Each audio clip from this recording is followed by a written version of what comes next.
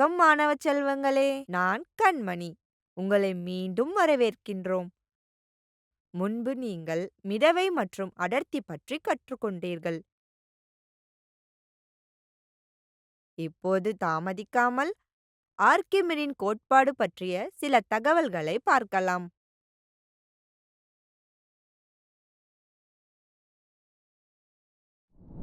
கற்றுக்கொள்வீர்கள். இந்த அமர்வின் முடிவில் நாம் புரிந்து கொள்ள முடியும். மிதப்பு, மிதக்கும் படை, ஆர்க்கிமிடின் கோட்பாடு.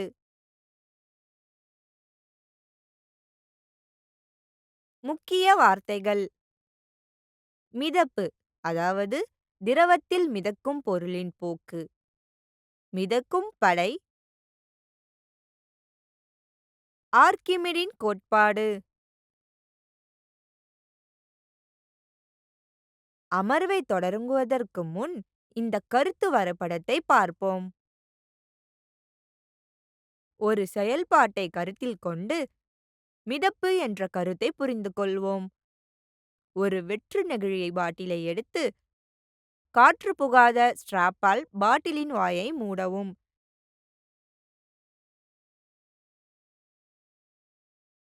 தண்ணீர் நிரப்பப்பட்ட வாளியில் வைக்கவும். பாட்டில் மிதப்பதை நாம் காண்போம். பாட்டிலை தண்ணீருக்குள் தள்ளுங்கள். நீங்கள் மேல்நோக்கி தள்ளுவதை உணர்கிறீர்கள்.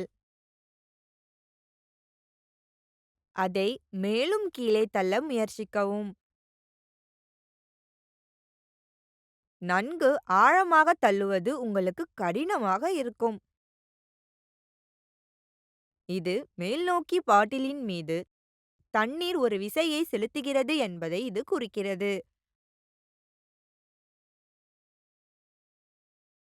பாட்டில் முழுவதுமாக மூழ்கும் வரை ஆழமாக தள்ளப்படுவதால் நீரால் செலுத்தப்படும் மேல்நோக்கிய விசை அதிகரித்துக் கொண்டே செல்கிறது.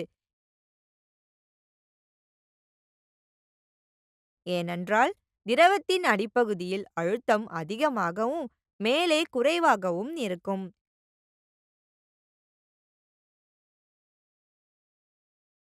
இப்போது பாட்டிலை விடுங்கள். அது மீண்டும் மேற்பரப்பில் குதிக்கும்.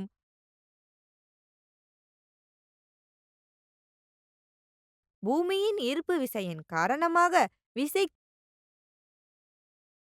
கீழ்நோக்கி பாட்டிலில் செயல்படுகிறது. இதன் காரணமாக பாட்டில் கீழே இழுக்கப்படுகிறது. ஆனால் தண்ணீர் பாட்டிலில் மேல்நோக்கி விசையை செலுத்துகிறது. இதனால் பாட்டில் மேல்நோக்கி தள்ளப்படுகிறது.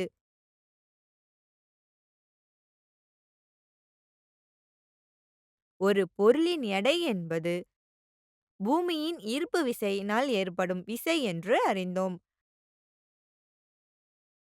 பாட்டிலை மூழ்கடிக்கும் போது பாட்டிலின் மீது நீர் செலுத்தும் மேல்நோக்கிய விசை அதன் எடையை விட அதிகமாக இருக்கும்.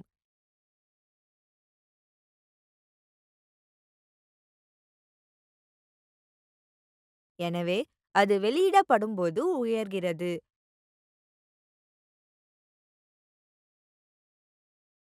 பாட்டிலை முழுவதுமாக மூழ்க வைக்க தண்ணீரின் காரணமாக பாட்டிலின் மேல்நோக்கிய விசை சமநிலையில் இருக்க வேண்டும். கீழ்நோக்கி செயல்படும் வெளிப்புறமாக பயன்படுத்தப்படும் சக்தியால் இதை அடைய முடியும். இந்த விசை குறைந்தபட்சம் மேல்நோக்கிய விசைக்கும் பாட்டிலின் எடைக்கும் உள்ள வித்தியாசத்திற்கு சமமாக இருக்க வேண்டும். பாட்டில் மீது நீர் செலுத்தும் மேல்நோக்கிய விசை மேல்நோக்கி அல்லது மிதப்பு விசை எனப்படும் மற்றும் நிகழ்வு மிதப்பு எனப்படும்.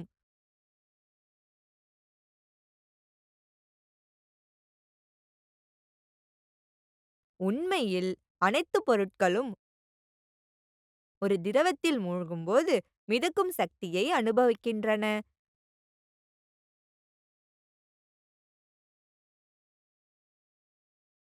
இந்த மிதக்கும் சக்தியின் அளவு திரவத்தின் அடர்த்தியை பொறுத்தது.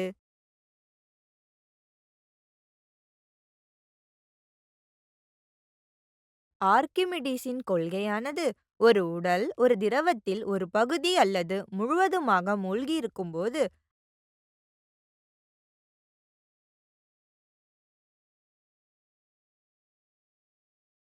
அது ஒரு மேல்நோக்கி அல்லது வெளிப்படையான எடை இழப்பை அனுபவிக்கிறது.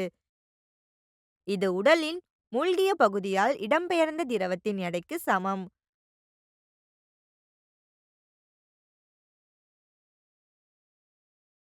ஒரு செயலை செய்வதன் மூலம் இதை புரிந்து கொள்வோம்.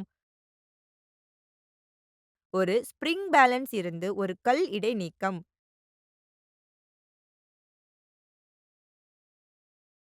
ஸ்பிரிங் பேலன்ஸ் வாசிப்பை கவனியுங்கள். வாசிப்பு கல்லின் எடையை கொடுக்கிறது.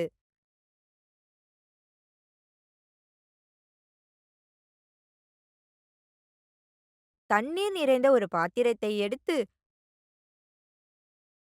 கொக்கின் கீழே ஒரு பட்டம் பெற்ற பீக்கரை வைக்கவும்.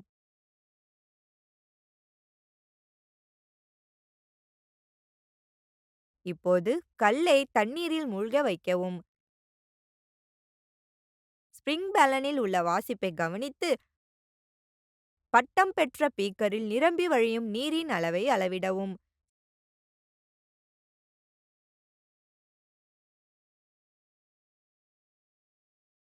ஸ்பிரிங் பேலன்ஸ் வாசிப்பு மூழ்கிய கல்லின் எடையையும் பீக்கர் ட்ரீயிங் கல்லால் இடம்பெயர்ந்த நீரின் அளவையும் கொடுக்கிறது.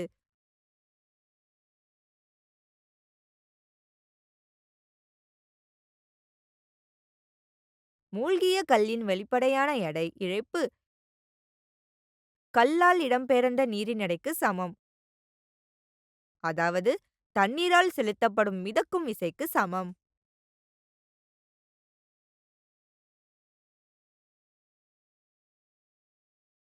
நினைவில் வைத்துக் கொள்ளுங்கள், ஒரு திரவத்தில் ஓரளவு அல்லது முழுமையாக மூழ்கும்போது உடல் அனுபவிக்கும் மேல்நோக்கிய விசை மேல்நோக்கி அல்லது மிதப்பு விசை எனப்படும்.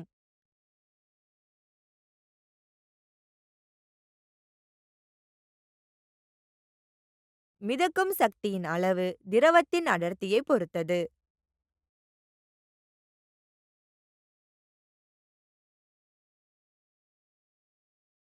ஆர்க்கிமிடிஸ் கோட்பாடு கூறுகிறது, ஒரு உடல் திரவத்தில் மூழ்கி இருக்கும்போது உடலின் மூழ்கிய பகுதியால் இடம்பெயர்ந்த திரவத்தின் எடைக்கு சமமான மிதப்பு விசையை அது அனுபவிக்கிறது.